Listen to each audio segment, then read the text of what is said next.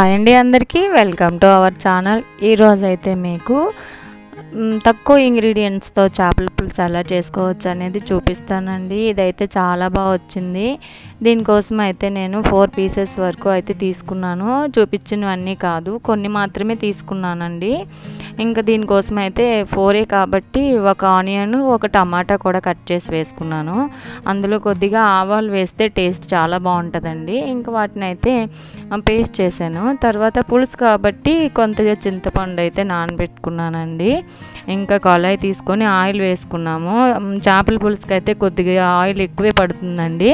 ఇంకా అలా ఆయిల్ వేసిన తర్వాత ముందుగా రుబ్బు పెట్టుకున్న ఆనియన్ పేస్ట్ని అయితే వేసి బాగా ఫ్రై చేయాలి.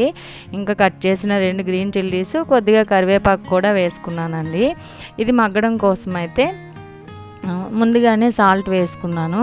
అవి కొద్దిగా మగ్గిన తర్వాత అల్లం వెల్లుల్లి పేస్ట్ కూడా వేసి పచ్చివాసన పోయినంత వరకు వేపుకోవాలి. తర్వాత వచ్చి జీలకర్ర, ధనియాలు, ఇంకా పసుపు, కారం కూడా వేసుకోవాలి. చేపల పులుసుకి కారం కొంచెం ఎక్కువే పడుతుందండి. నేనైతే 1.5 స్పూన్ వరకు వేసాను.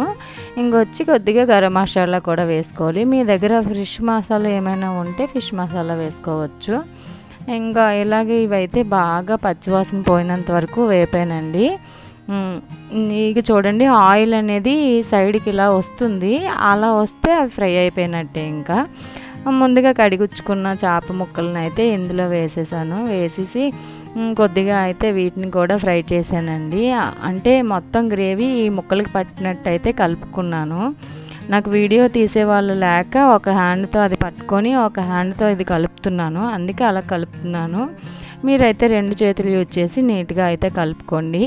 మొత్తం ముక్కలకి పట్టినంత వరకు కొద్దిసేపు ఫ్రై చేస్తేనే సరిపోతుంది.